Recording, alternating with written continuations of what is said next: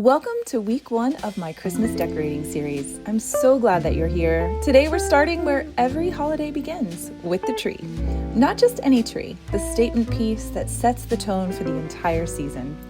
I'm Victoria, an interior designer who loves blending beautiful spaces with real life. If you want to create a tree that feels elegant, layered, and effortless, you're in the right place. Hello, beautiful friends. It is that time of year. We get to decorate the house for Christmas together. I am so delighted that you're here. My name is Victoria, for those friends that are new. If you're coming back, thank you for being here. I love that you guys are inspired, and I'm so grateful that you're here. Today, I thought we would start with the Christmas tree. I've never started holiday decorating. I definitely want to hear from you. Do you start with the tree? Because I've never done that. Usually the tree is saved for last. Sometimes we'll go at Thanksgiving and get a real tree. Sometimes that's the only tree that's downstairs. And then this one in this box is what we're working on today. I usually put this in our master bedroom. It's a flocked tree. I've never put it downstairs in the living room. I think that's one of my favorite parts about holiday decorating is that you never know what you're going to get. It's different every year. I try to switch it up, not only for me, but also for those watching so that you can have new inspiration year after year. So today, we're literally going to go step by step. I'm going to talk you through from a design perspective why I do what I do when I decorate the tree. I hope you learned something. I hope it inspires you in your home. So grab your favorite holiday drink, get cozy from your home as I invite you into mine, and let's decorate the tree together. As you see, I have taken everything off my table so that I can first get organized. I think one of the most important things about holiday decorating is to have somewhat of a plan. Now, a lot of it we can do as we go, of course, but I want to be able to see all my ornaments. I never know if I was good when I cleaned up, if I left them sort of organized together. I'm happy to see that I did do that. And my husband helped me take all this out of the attic this morning.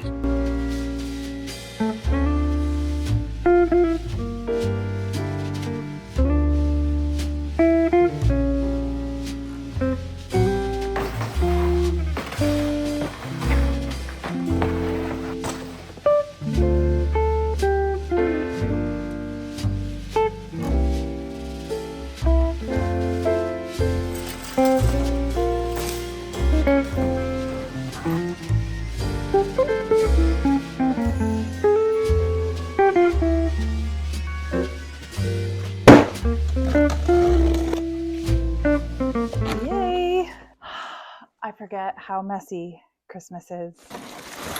Thankfully, it has lights on it. There it is. 1, 2, 3. And this doinky little stand. I feel like I usually make the boys assemble this. Is that right? It has to be, right? It looks so skinny. Hold on. That is way too skinny for a bottom. But that can't be right. So I feel like this is the bottom. Yes. Okay, that's better. Maybe. Yay! There it is. Thank you, Jesus. My suggestion, even though this is what I'm gonna do, I'm gonna fluff one section at a time because that's gonna make it easier. You know why? Because you can sit on your butt and fluff instead of bending over when the whole tree is put together. As you saw, my tree did not come with instructions. Well, it may have years ago, but year after year, that definitely got misplaced. But you guys, it's not rocket science. So most trees have 3 or 4 layers depending on their height. So if something doesn't fit right, you just try again.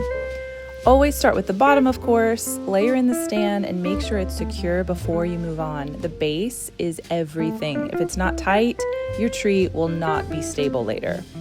I like to fluff one section at a time while assembling. It saves your back and makes the process a little easier. You can sit on the floor for the bottom section, or if your tree is smaller, you can even try setting it up on the countertop so you don't have to bend over. When I move on to the next layer, I actually sit in a chair and work my way around the tree. It's the right level for me, so again, it saves your back. If your tree is tall, definitely grab a step stool or ladder for the top layer. Do not stand on a chair, my friend. That is not safe. I'm tall enough that I can reach most of the top section just by walking around the tree, and I only need to use the step stool for those top layers. But once you know that all the lights work, pull the tree slightly away from the wall. This might make it easier so you can walk around it and fluff from every angle. Okay, friends, I know this layer is annoying, this whole setup. As tedious as this step can feel, fluffing is the most important part. If your branches aren't shaped well, it won't matter how many ornaments or garlands you add. I promise. It's like painting a wall that has bugs stuck on it. You have to take the bugs off before you paint, right? The same is true with the tree. You have to make sure everything is full and lush before you start layering anything on. So take your time. Bend, twist, shape each branch. A well-fluffed tree is the foundation for everything that follows. Step back, take a look at spots that you might have missed, turn on your favorite Christmas playlist, pour yourself a glass of wine, and settle in, because this step sets the tone for all the magic that's coming. I think one of the things that drives me crazy about Christmas trees, fake ones that is the fact that you can see in.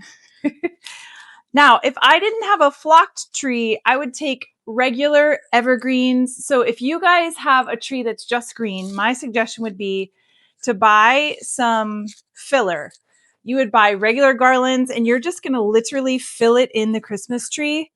So like this to me is my filler. You're going to see that I'm going to push it all the way in, and we're trying to disguise the fact that it's faux. Of course, we know it's faux. There's snow on it and it's in the house and we live in Florida, but I still want to give it more of a luxe feel. So that's a tip. You can push inside, not only these, but you'll also see that we're going to do it with ornaments. I don't remember the tree being this small. It's going to be fine, and it's going to be beautiful. But the scale is better in our bedroom, but it is what it is. I've already started, so let's keep going. When it comes to decorating a Christmas tree, garlands are truly the secret ingredient. They disguise all those metal branches inside your faux tree and instantly make it feel lush, full, and more high-end. Before you begin, count how many strands or stems you actually have. That way, you can plan your spacing and balance right from the start. I'm beginning with these white snowy branches. You can start from the top or the bottom, it really doesn't matter. The key is to spread them evenly. You want to leave room for the next layer so that they can partner well together. This same idea applies whether you're using ribbon, beads, pom-pom, or any other type of garland. Equal spacing and movement from the top all the way down, so that way your eye can easily travel throughout the tree. Once my white layer is in, I move on to a more natural branch, frosted pine cones, a hint of greenery, and tiny little berries. The mix of textures is what makes a tree feel luxe and finished. You don't need wire or tape to do this layer. Just hook each stem into the trunk, bend it where you need to, and it will stay put all season. Step back often and check the balance. You're creating a base, not the spotlight yet. The garlands are what give your tree its foundation, that layered full look before any ornaments even go on. Okay, friends, I wish I had the camera on when I just put the tree skirt on. So I pushed the tree back, swept the floor. That's boring. So I was like, why do I need to record that for my friends? I should have been, because the whole tree fell down. Does that happen to you guys at least once? Well, it's happened to me twice. Last year, the year before last, we had a real tree here. Kitty was so naughty in the night, came down, the whole tree was on the floor. So I'm going to definitely have Scott take some fishing line and drill that, put a little eye hook on the wall. We're going to keep the tree up that way. We are almost to the Christmas balls, but this is the last, maybe, because I feel like the Enchanted Holiday Collection, it's so beautiful. I think I'm going to grab some stems from that as well. We'll see. But this is all the stuff I've had over the years, and it's very organic, but also a little luxe. Like there's glitter and mercury glass and birds and owls. So there's creatures and pretty things. I love mixing styles. But I do feel like the tree is very enchanted, and I know we have some fabulous things in that collection. So I'm super excited to go out to the bundle shop outside. If you have no clue what I'm talking about, well, I do have a home decor subscription box. I love selling furniture and lighting and all the things that you need in your home. Okay, I can't talk to you and do this, I just realized. So I'm going to count these. Just like before, you really want to spread out the love across the tree. You don't want to clump everything all together in one group. So I'm going to count my stems and then we're going to disperse them. I didn't realize how many good stems there are this year. I understand now why. Just like fall collection was enchanted, this enchanted holiday collection, it's so good. So I was like, I can't be greedy. I need to have these for my friends. There's so many stems, you guys. Like, but also you see how small the tree is. So you need to balance everything together as well. But I had to have these. I love the sparkle. I grabbed 12, we'll see. And then these, again, it has just a little sparkle. Absolutely goes with what we have going on. We'll see. So I'm gonna see about adding some of these and then we move on to the Christmas ornaments. Because I already have the snow ones, I don't know that I want these. They're fabulous. If you have just a green tree, these would be killer on it. But because I already have the white snow, I think I'm gonna opt out of those. And maybe, because this is different with the little berries, and we'll go where we don't have the leaves, just to add that little whimsy sparkle. Oh yeah. Now that the garlands are in place, it's time to add the stems. These are your fillers that poke out from the branches and bring the tree to life. I'm going to start with this beautiful glittery leaf. Anything that catches the light instantly makes your tree feel more luxe and designer-like. These little white leaves have the prettiest shimmer and the sparkle reflects the glow from the lights perfectly. When placing them, I want you to think about balance. You don't want to cluster them too close together. Spread them evenly from the top to the bottom so that your eye moves gracefully around the tree. You can go from the bottom to the top, it really doesn't matter. I bend the end of each stem into a little hook and I tuck it around the inside of the tree trunk. No wires needed. As long as the stem is long enough, it will hold beautifully all on its own. Now remember, these aren't your showstoppers. They're the quiet layers that add that dimension and depth to the tree. They help the tree feel lush and finished before the ornaments even begin. If your garlands don't have much sparkle, you might want to choose stems that do. A bit of glitter, a touch of metallic, or reflective berries will catch the light and make everything feel elevated. And one of my favorite tips, step back often, or even take a quick photo. You'll see the balance so much easier that way. Count how many stems you have and work your way around the tree, left to right, top to bottom, so the look feels cohesive and intentional. Let's recap and look at all the garlands and stems together and see how the tree has come together so far. It's a new day over here, my friends. I don't know about you, but life is full. As much as I would love to unplug from everything and decorate until it's all finished, that would be amazing. It's just not reality for me. I'm a wife, a mom, and a business owner, so the Christmas tree did not even get finished in one day. But that's okay, because today I get to show you how all the layers from yesterday came together to create this beautiful base. And yes, a new day, new outfits. Don't be confused when I look a little different today. If you're anything like me, holiday decorating happens in stages, sometimes over days or even, sadly, some weeks. But it's not really sad because wherever we are in our decorating journey, I think we're right on time. Now that the garlands and stems are in place, it's time for the fun part, the ornaments. Just like with the garlands, you'll want to work one layer at a time. If you have a grouping of similar ornaments, start with those first and space them evenly around the tree. You want to think in terms of balance and texture. If you hang a glass ornament in one spot, add something with a little different finish next to it. Maybe a velvet ball or something with a little sparkle. With my enchanted holiday tree, I have a mix of ornaments from glass and glitter to birds, creatures, and candles. If your tree has multiple elements like that, you want to spread them out so that your eye moves all around the tree. You can even think in clusters, a candle, an ornament, a whimsical creature.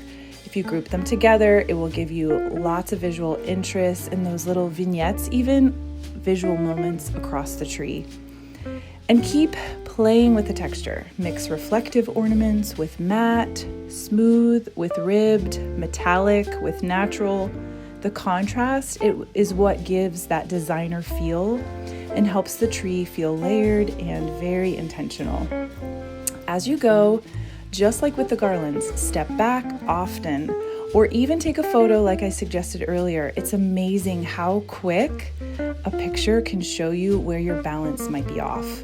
When it comes to size, you're going to mix your large with your medium and small ornaments. You can group them in clusters of 3 to create that full layered dimension. And for hanging, wire hooks are your best friend. Bend them around the branch for that extra security. And if your ornament hangs by a ribbon, try tucking it a little farther back on the branch. You can bend the branch itself to hold it snugly in place. The ornaments are the icing on the cake. They're what pull everything together, all the layers, textures, and tones, and make your Christmas tree feel finished and inviting and truly your own. It tells a story. Finally, you cannot forget the topper. Whether you have a star, an angel, or a beautiful big bow, the topper is that finishing touch that completes the story of your tree. It's the moment that draws your eye upward and gives your design that sense of completion. A quiet reminder that decorating may be done, but the season of wonder is just beginning. Look what Scott Anthony brought me. There you go. You're the best. Beautiful, right? So yes, this is the tree platform. The more I looked at the tree, I just felt like it was too short and we needed it to be a little taller. And I'm so grateful for my husband who can build me that. And then we'll put the tree skirt right over it. The beauty of having your whole team at your house when we need to move the tree. 3, Guys, Wait, I'm 2. scared. Wait, hold on. does it come apart? It does. That's why I'm picking up from the bottom. Okay, so maybe you stabilize the top. All right. Well, you guys got to lift too. Okay. 3, 2, 1, lift. We're in. Yeah, is it on? Honey! I need help. Now, are we going to move the tree a little bit this way? Your topper? Yeah, maybe just like that. Is that better, honey? Yeah, honey, you're the best. Now that everything is in place, let's take a moment to sit back and soak it all in. All the layering, the textures, the sparkle, every little detail coming together to create something truly beautiful for this season. It's easy to rush through decorating and move on to the next thing, but I think it's so important to pause right here, to take in the glow of the lights, the warmth of the season, and all the hard work that made it happen. My hope is that it inspires you guys to create a space that feels like you, like your family, a reflection of your home, your heart, and your story. Because at the end of the day, that's what makes decorating so special.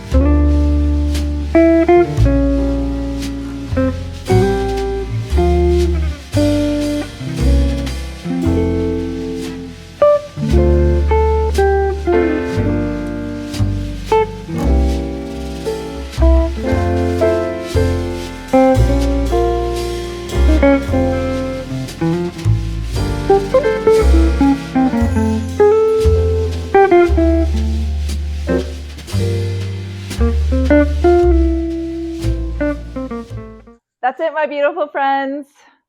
So much fun decorating the tree with you guys this year. I really hope that you were inspired. Maybe you took a little nugget of some kind of design inspiration so that you can take it back to your home as you get ready to decorate your tree this holiday season. Or maybe you have multiple trees. I definitely want to hear about that in the comments. Please do tell me. Do you do real, fake? Do you do both? How many do you have? I would love to hear and get to know you guys better. Thank you so much again for being here. Before we go, something that's really important to me is to focus on why we celebrate this holiday season. So today I thought it was really cool. This morning in my time with the Lord, in my quiet time, that's what I call it. I read the Bible and in the mornings, and Scott does this with me and we pray together. Anyway, I was blown away this morning. It was so perfect to following the Christmas story and the birth of Jesus. So I just wanted to share with you, first of all, this is my yearly everyday gospel. I talked about this in my Anguilla series. If you missed that, Scott and I just made a really big decision in our lives, and we would love for you to go check out our Caribbean house flip. Man, you guys, it's insane. This has been a crazy year. Anyway, I love how David Tripp just kind of tied it all together. So the scripture that he shared was from John 3:16. That is a Bible verse I've known since I was a little girl, and it says, "For God so loved the world that he gave his one and only son." It does make me cry because when you think about the reality of the gift that God has given us in this life, it blows me away every time. For God so loved the world that he gave his one and only son, that whoever believes in him should not perish but have eternal life. And this is what Paul had to say about it. I am convinced that this passage not only points us to the ultimate gift of gifts, Jesus, but it also summarizes the redemptive story upon this point. The entire biblical story is about God who gives creatures what they do not know they need. How true is that? What they often do not want, also true, and what they could never earn or do themselves.